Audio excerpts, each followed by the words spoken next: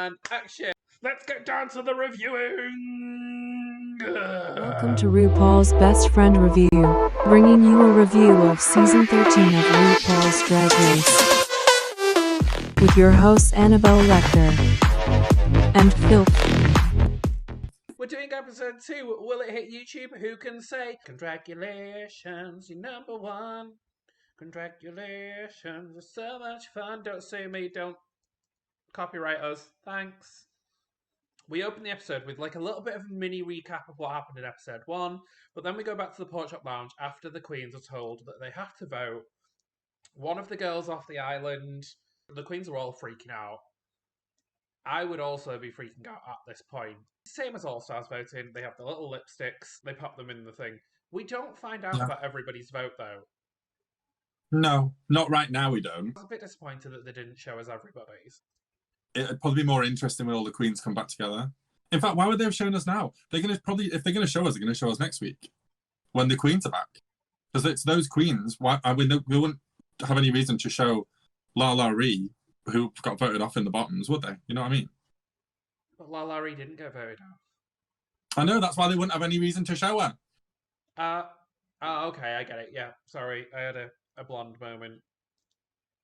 Red wig and a silver dress. I don't think. The only ones that we see is Joey Jane votes for Elliot, Denali votes for Joey, Kimora votes for Utica. Utica's wig was trying to leave the competition on its own. Yes. Utica's wig was just going further and further back. It was like, bye. Bye. We have a tie. The queen's told that the tie is between Elliot and Utica, and they had to break the tie with another vote.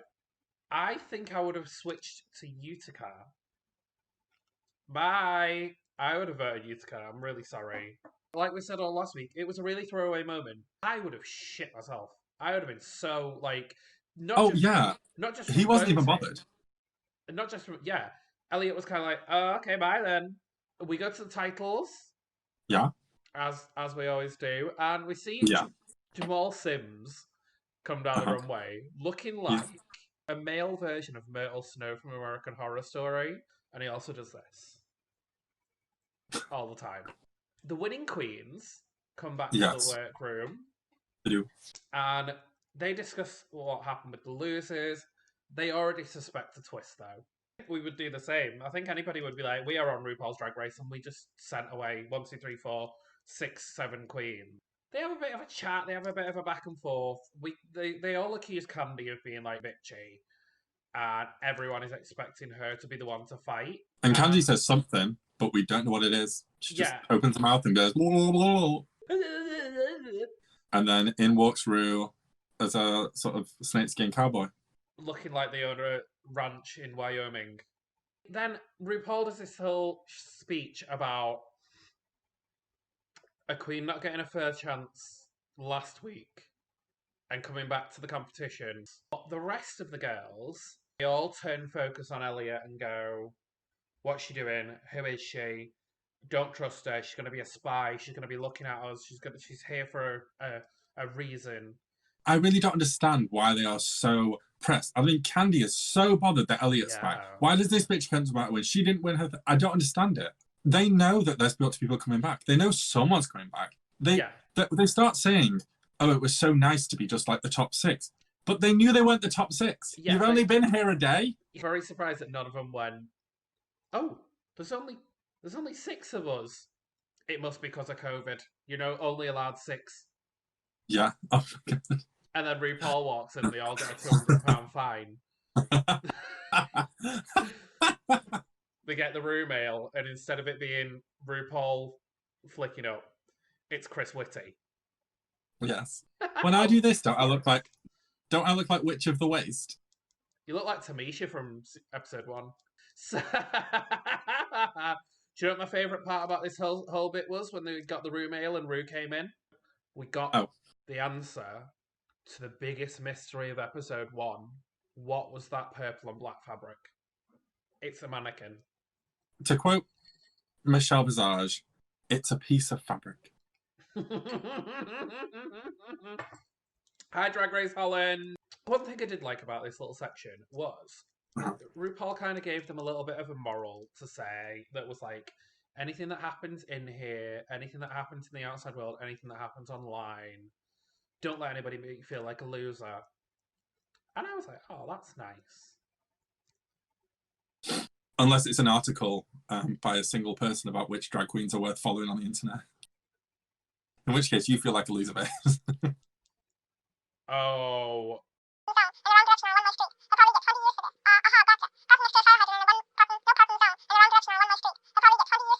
And then I was like, I don't care. I'm too busy focusing on myself, keeping myself alive, keeping myself busy, and keeping myself happy.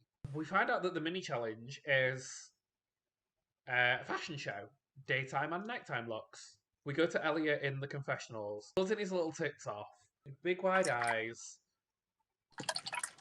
and you know, he's just buzzing, bless him. But we come into the Queens being really bothered about Elliot. In the confessional, Tina says that she has sat next to Elliot because keep your enemies closer. This is the first time that I really realised that Tina Burner is not only here to do well in the competition, she's also here to play the game. She's gonna be the strategist. She's gonna pull all kinds of things that she can do to excel in this competition, and it's not all necessarily going to be about her talent. I felt like this whole bit just felt too over the top for me anyway. You know, in my head, I always believe that productions ask them to say something. Not that Tina Burner needs any reason to talk. Then Elliot, bless his little cotton socks. I don't think that Elliot meant anything shady by this. Someone walked out there when Elliot, can I just touch you for a second? She's like, all right, honey, me and my boot face coming your way. And then they were like, have you noticed that she keeps saying that? But actually, there's like a correlation of blah, blah, blah. And Elliot's come back and gone, do you think this? Candy Muse? Like, it's been fed to her. We just know. I don't think it's been fed to her. I think that Elliot has made... That woman cannot do maths. She doesn't know how long the other people lasted. She also called Tina Nina at one point. She did, but it's better than Tina Turner of NSYNC. Tina Turner of NSYNC fame! Oh my god.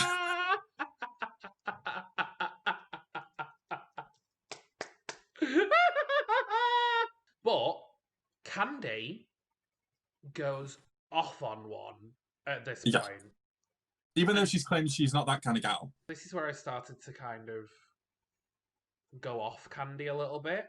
I never got on Candy, I'll be honest. I'm still not. The subtitles on Netflix can't even keep up with Candy Muse.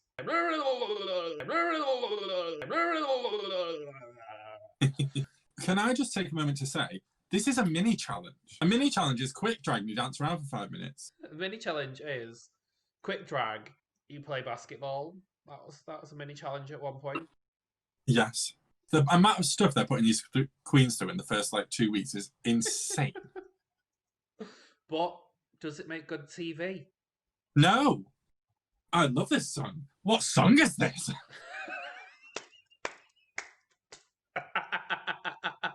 It was insane. Daytime drag, realness, house down, boots, daytime looks. What did you think? We talked about how this episode wouldn't take as long to film and then to edit. Yeah. But I literally got to this point and I was like, there's 12 looks. And this is the mini challenge. Oh. Let's talk about favourites to start with then. The only one I really loved was Mick's rainbow dress with the handbag that was the sun. Yeah, I said this. I said that I loved this. The only thing I would have changed about this, and it's such a tiny little detail. I wish the sun was a purse. Was it not a purse? No. I think it was a purse. It wasn't a purse. Why? It was not a purse. It's a purse. I can guarantee that it was not a purse. I will ask her. All right, let's do a vote in the comments. In the comments below, do you think that Mick had a purse for the sun, or was it just a piece of foam? Answers in the comments. Thank you very much. So I loved Mick and her purse. Okay. And that was the only one I loved.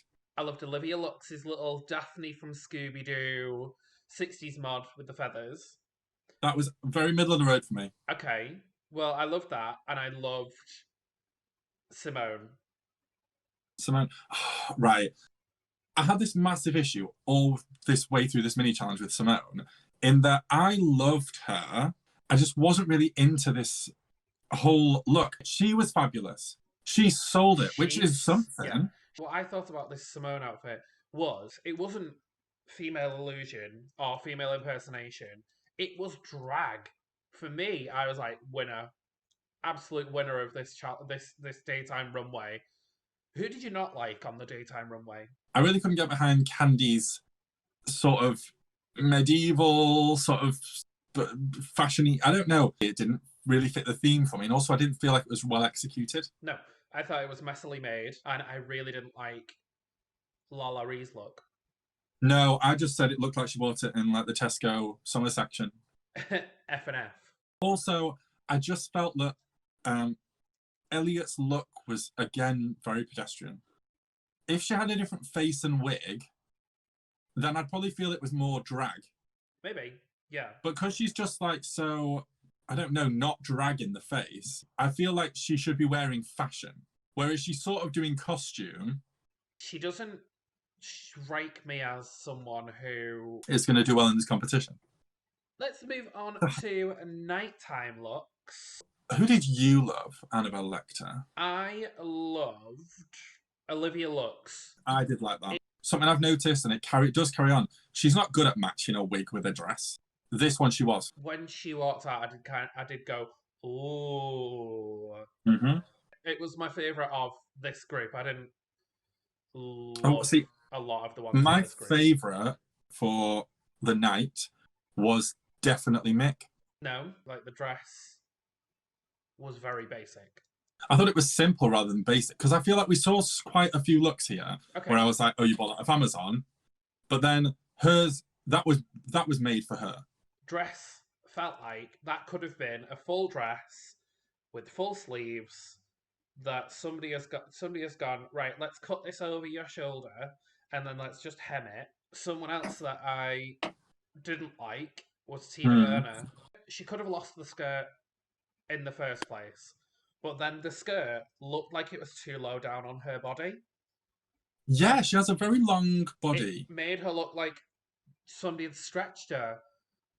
A lot of her looks don't seem to fit her. Yeah. They all look like they were made for someone else, and then she's wearing them. And it goes on. I continue on in this episode thinking that. Who did you put as your least favourite for nighttime? I put Lala Ree. That black pleather dress thing looked like something she bought at Ann Summers and maybe hot glued a little bit of leather mesh in the middle. And then Candy. I've noticed in the press tour, Candy really goes in on minute details of people's looks. It just didn't have anything special for me. Yeah. Do you know what it reminds me of? With all the circles on it. Like, there's a type of map that does, like, altitude. A topographic map? A topographic map. I knew you'd know it's something that's got top in the name. Oh, not in my house, not on this day, not in this place. Not in my pub. Get out of my pub! What? The end of the fashion show, RuPaul just walks off. Meh. Okay, was this meant to be funny? She was setting up the bit for Ross and Thingy, wasn't she? I didn't get it. Michelle goes, is the bus still running? Yeah. Which is like a drag race thing. Yeah. And then Ross goes, can I borrow some change? I just didn't get it. Answers in the comments. Who was your favourite and least favourite of the daytime and nighttime looks? Put it down in the comments down here.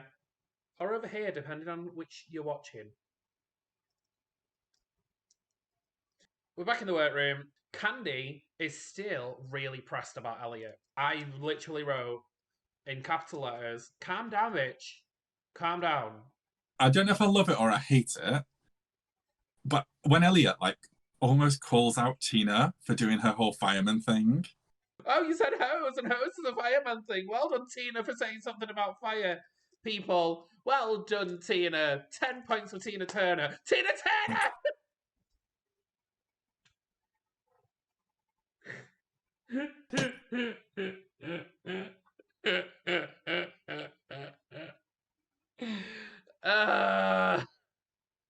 Absolutely not. These are really good, especially for the price. Can you bring me a care package round or something? All right. So we found out that the main challenge is write a verse and perform to Congratulations, which is featured in the Work the World tour, which we are not. Is it Congratulations? What did you think it was? I thought it was just Congratulations. I've been singing Congratulations, but also how fierce would it be if they just had to write a verse for that song? Congratulations. Isn't that Cliff Richard? Yes, it is. Imagine if he was the guest judge. And then they had to rewrite a verse for Congratulations. And you've got Candy.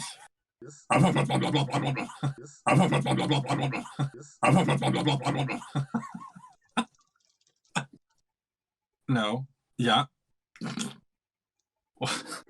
I'm having a breakdown. 1 week, I will not have an idea that is just groundbreaking and would make Drag Race better. This week is not that week. Last week was not that week. It's not going to be next week either. Phil, for Drag Race storyline producer and director. Fuck it, host it as well. Why not? Honestly, just me on a little screen here. Yep, I'm here for it. Queens are working. The first question is, who here is a lyricist? Tina Burner is the first one to go, I consider myself a lyricist. To be fair, she did write Simply the Best. You must understand that the touch of my hand. You're really far away. You look really. You look like a miniature. You look like somebody shrunk your head. I feel like Tina's going to do this a lot. I feel like Tina's going to go, I'm a lyricist. I'm a choreographer. I'm a designer. I'm gobshite. To be fair, she's done a lot of stuff. I'm all about it. Yeah, she has done a lot of stuff, including dating Graham Norton. We find out that Olivia writes her own music, which I thought was really cute. Olivia's got such an enthusiasm about her. They move on to choreography. My favourite part about this whole choreography section, Elliot sits at the back and doesn't say anything about being a choreographer, doesn't say anything about being a dancer, and it just goes to show how much attention Tina Burner was paying on episode 1. Don't understand why Elliot did this, though. Why she sat there being like, I'm going to be quiet. Like, no, come out there and be like, okay, so sorry, none of you have any experience to being a choreographer. Nope. I actually do. Let me do this with you. I would have literally been like, I'm going to give you really simple choreography that looks really difficult, because then if you fuck it up, I can go, well, I did the choreography and actually it wasn't that difficult. I said that it was the first time I laughed at her, but it was laughing at her. Was Lala Ree really not having any of the choreography? But then she didn't actually go, I hate all of this. They start playing the song, and GottMik is first in the track. And the first lyric is GottMik was born a girl baby. And there's this moment where they throw the headphones out, they scoff, and they freak themselves out. They explain that the body dysmorphia kicks in because they've not explained it to the other girls. Gender dysphoria. What did I say? Body dysmorphia. Yes, sorry. These queens have been together for long enough now to have noticed that GottMik has had top surgery. Especially considering that for the nighttime vamp look, Mick had half of their chest out. I believe it might not have been a conversation. I honestly do believe that there's every chance that, like you say, that no one mentioned it, no one wanted to mention it. There are many reasons people could have scars. If the only time that anyone saw them was when they got one side of their chest out, it could have been many things. We don't know what their relationship with their gender is. We haven't been through that. And actually, this just could have been a point when lots of other things are happening, and they've heard that and gone, oh my God, yeah, I forgot I said this. Yeah. And now I've got to make sure that I address it with these people in the room. I've got to make sure that I address it with the whole world. Even when we are completely comfortable in something, we find ourselves in those situations. And clearly at this moment, this is a thing for Mick. We get back to the workroom, and Olivia and GottMik have this really sweet moment. But there's also an important moment about pronouns as well. Oh, yes. So important. Very, very important. You know, if you're meeting someone for the first time and you're not 100% sure, then it's not a negative thing to ask. For me personally, I go by Annabelle, whether I'm in drag or out of drag. Out of drag, I prefer he, him pronouns. In drag, she, her pronouns. But I'm not going to pick you up on it. However, to some people, like Mick expresses in this episode, it's important for them to be she, her in drag, he, him out of drag. I actually love this because I have such an interesting relationship with pronouns purely because I do such like a varied range of gender within drag. Yes. I find it really hard to explain to people. As me out of drag, I 100% go by he, him. Yes. In fact, sometimes I feel uncomfortable with she, her. But in drag, I'm very much like Mick. I'm like, if I look like a woman, call me a woman, otherwise you're just clocking me, and that's rude. Yeah. And if I'm out there looking like I'm in a face full of makeup, but I'm a guy, like, yes, I want to be referred to with male pronouns because that's what I'm trying to give you in that moment. Basically, I want you to play along with my fantasy. So I actually think it was such an important thing to hear from someone who has more deep relationship with their gender and pronouns. Yes, absolutely. It was a very important conversation, and I'm glad that it was kept in. I'm glad that we had this moment to see, and I hope that, fingers crossed, the fans of the show and the fans of drag will start to consider this. So now this really weird thing happens where they actually now sort of find out from Elliot what's happened with Elliot. And it's weird because if it were a natural conversation, they would have talked about this as soon as he arrived. I thought this. I would have loved if this conversation hadn't have happened. I feel like there was a lot of moments in this episode that felt like filler. Like the whole RuPaul walking off at the end of the catwalk thing. Give this to me on episode 3. Or the end of episode 3, the start of episode 4, when we start seeing the queens that were in the portrait lounge. I feel like maybe there wasn't the best place to put it. For me, why make it wait until now? I feel a bit sorry for Elliot. She's had to join a group of queens that don't trust her and don't particularly get on with her. Yeah. And then she's going to have to face the queens that voted her out. Oh, yeah. Because that's where the gag's going to come in. They don't know Elliot's there. Do you know what makes this whole situation extra weird? Like, that's a giant room full of areas. Each one has some hangers and like a box next to it. Yeah. Why did they think there were 12? I'm just not buying anything that's happened in these first 2 episodes. No, I'm the same. And it just feels so heavily produced. Oh, I noticed it a lot more this episode. Onto the main stage. And Mamoru comes out in this silver sequin, off the shoulder, sparkly. I love that it was off the shoulder and then the hair was blown out on the arm that was bare. It's becoming quite basic. She's becoming just a cabaret queen, you know. This is the second time I'm going to say they'd read a queen for wearing this. I love Michelle's hair. Little 60s do. Yeah, love it. Let's talk about performance. Opening the number is GottMik. I thought it's clear that she's a bit nervous. She's not a natural feeling performer. Yeah. But again, like last week, I could just see that she was putting the effort in to doing a good job. And I really enjoyed the look. Yeah. So what do you think of Candy Muse? I've not got a clue what she said. She was like me last week trying to say several words. I got the waiting in the VIP bit. Massive attack! According to Netflix subtitles, she was waiting on a pier. Apparently, RuPaul is giving Candy a car. Well, that's nice of him. She didn't know the choreography. She didn't know the group choreography.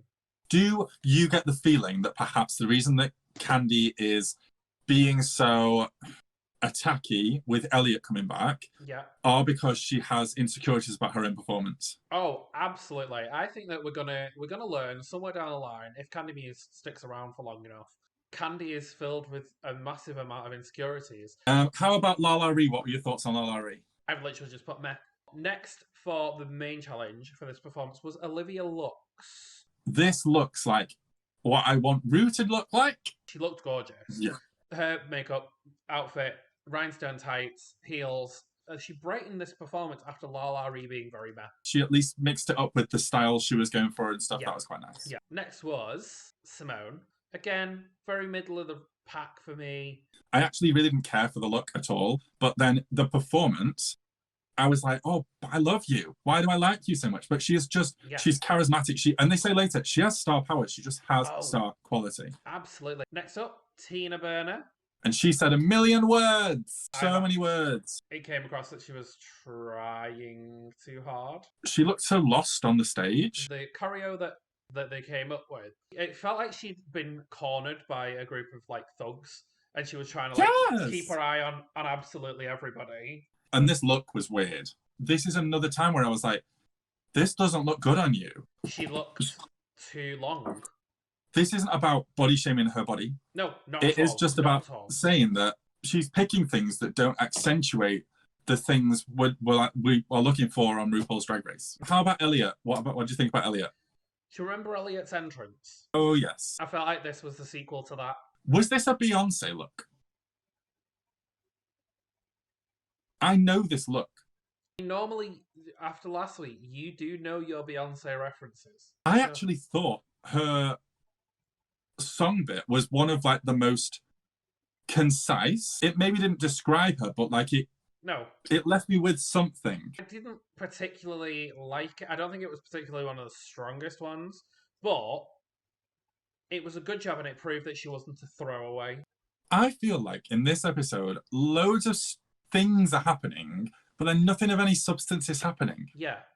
I felt that's energy. The same. It felt like somebody had gone, here is the instructions to do an episode of Drag Race.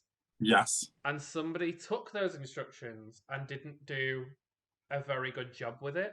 I still don't feel like I know any of the queens, mainly because Tina Burner doesn't shut up. Runway theme was La May You Stay. It sure was. At least that's what they said the theme was. They did say that was the theme. Whoever is on sound design needs to be sacked. I was on the phone to my friend earlier when I was meant to be doing notes, and I was like, I'm just doing these notes. And I'm like, oh, do you just go through and make notes? And I said, yeah, I think I make like decent notes. And then like, are we talking to Annabelle? And I'd be like, oh my God, did you see what was written on that person's t-shirt that was blurry in the background? And here you are with your fucking sound design. No, hun. This is the thing, though. It might not affect you. I just probably wasn't paying attention. I was eating an antipasti selection while writing these part of the notes. No, I want antipasti. Shall we talk about each of these runway looks? Yeah, let's talk about each of them. What were your thoughts on GottMik? It was like this lionfish. I loved the headpiece. I loved the movement. I genuinely love this look. She knows that she is a look queen and she's ready to give us those looks. Yeah, absolutely. Yeah, and they are good shit. Yeah. So the next queen was Candy DeBarge. Candy DeBarge. I have no idea what's happening. It's because I didn't write her surname here. And then my head was like, what's her name? And I give up. So the next queen is Candy. What do you think of her? I didn't read this as LeMay. Some things, when you have them shiny, look cheap. What did you think of La La Ree? For me, this was the first one where I was like, is this LeMay? It was organza, and the leggings, it was organza. The leggings were LeMay. This is what she did before she came on this season. I swear to God. Went on Etsy, searched drag queen clothes. This came up. Next queen was Olivia Lux. Also not really LeMay. I thought this. I actually thought, was this LeMay? The bottom part was just like a knitted metallic. Yeah. It was crap, Mama. It was crap. I didn't love this. I didn't hate it, I guess, but like, yeah, I didn't hate it. I didn't love it. Next queen, Simone. For the first time this episode, my love of Simone makes sense. I really loved this. It was a smart way to use the fabric. Yes. The first thing that I think about when I think of LeMay is like 90s wrestlers. I think this was stunning. Next queen out, Tina Burner. It wasn't orange. It wasn't orange, red, or yellow. Right. Because of the fit she had on it, it looked like something she borrowed from someone else. I hated this. I hated it. I couldn't find a redeeming feature. What the fuck was that makeup? Yeah, just a pure silver face. No contour, no nothing. No help. It just didn't make any sense. Enough of that. How about Elliot? Elliot was up next. I thought this was very safe. I actually love this dress. Really? It was LeMay.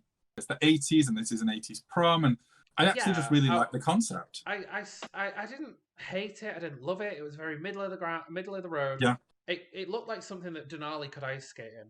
So now all the girls go backstage, and no, they do not. So now we have the judges' comments, the little chat with the girls and everything. Mm-hmm. So for me, I said that Candy didn't follow her own advice from earlier on when she's like, "Oh, if something goes wrong, don't let anybody see it." And oh my god, no, she does not. Candy did not follow that advice. And then there was a really nice moment with Simone where they told Simone that she's got star quality, and I think it's the first time that she's heard it in the competition. She looked so pleased, and I think sometimes you just need to know that what you're putting out into the world, people are picking up on. She must have heard that before from other people, but to hear it in this setting must mean so much to her. Especially from, like you say, from the judges, from Ru, and I totally agree. I think she's a star. I wrote down, is RuPaul sponsored by Atlanta? Because literally, the amount of detail they go into about different bars' names, like, this is international television and you are advertising. Mm-hmm. Is this why LaLaurie's actually here not doing a great job? Like, give me that cash. That's what I'm buying at the moment. Sorry, that's what I'm buying, and that's what Atlanta's buying. After they've all gone backstage, Ross mentions about Candy that he doesn't know what she's saying, and they say she's not good at doing the fashion stuff. She's not got the aesthetic down. He's like, "Can I keep her?" And it just comes across so like condescending and like they're making fun of her. If she's not doing a good job, I don't want them to keep her just because, she's, we like to watch her go, blah, blah, blah, blah.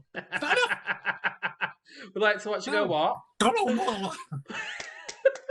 Isn't there a character in Men in Black that's like, blah, blah, blah. And that's her. Oh, I've not watched Men in Black for so long. That's my weekend plans decided. That's my weekend plans. That's my tomorrow plans. I was going to say, even though it's Tuesday. So the Queens return to the main stage, and we find out that nobody's going home. I was very disappointed. What a massive shock! Yeah, I was like, oh, okay. They're going to have 3 episodes when no one goes home, which is a lot. Do you think this is because all those queens are in a bubble for COVID? I thought this. Bottom 2, who would you have chosen? Candy and Tina. Yeah, I said Candy and LaLaurie. I could see that too. We find out that there is a top 2 lip sync for $5,000, and the 2 in the top are Olivia Lux and Simone. Just very quickly, just in the comments, pop down who you would have put in the bottom 2 for this week. I would have put in the top 2 who they chose, Simone and Olivia. Really? Yeah. I wouldn't have had Olivia there. For me, I think, as a thing, I would have had Mick in my top. Really? Every single look was outstanding. But not... And then the performance, it wasn't a bad performance, though. It was just not a great performance. But Olivia was better in the performance. Yeah, but all of her looks were a bit... Well, we move on to the lip sync, which is Dua Lipa. Yeah. What is her name?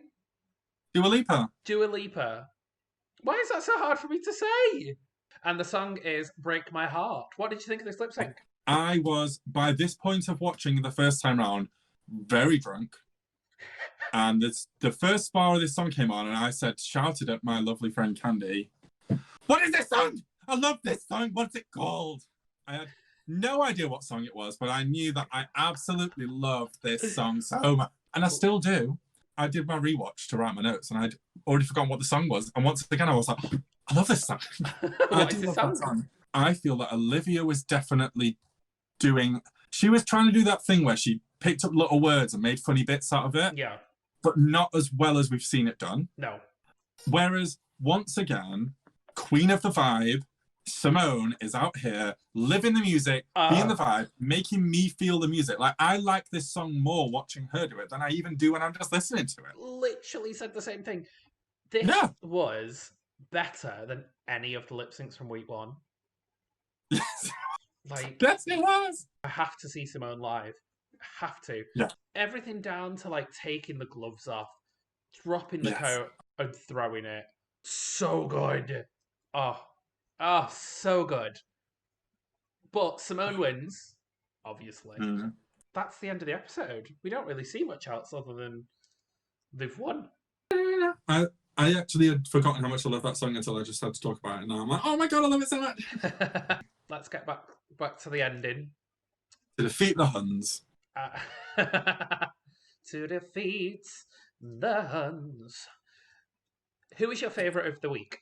I have this issue where I think technically for me, Mick was my top of the week. Okay. But I just love Simone. I don't know. I'm saying both of them. Fine. I will let you cheat this 1 week. I'm going to say Simone. She just gives me drag. And I'm here for it. Yes. Who was your least favourite of the week? Definitely Candy Muse. Yeah, I'm really Yeah. Actually, no. I was going to agree with you, but no. My least favourite of the week is Tina Burner. There's a few of them I don't really care about right now, and I just don't like half of them. Well, that is the end of episode 2. Pop down in the comments who your favourite and least favourite of the week is. We're going to do this every week. Out of me and you? No, out of the contestants. Okay. God, I thought that's a lot to open yourself up to. Stop it. So, that was the end of Best Friend Review for episode 2 for season 13. Thank you very much for another fabulous review. Thank you very much for watching. Don't forget to like, comment, subscribe. But for now, I have been Annabelle Lecter. And I'm still being filth. Still. I don't know why either. But we'll see you all soon. All advice. We will see you next week for more Best Friends Review. I'll see you in a bit. Bye! Bye!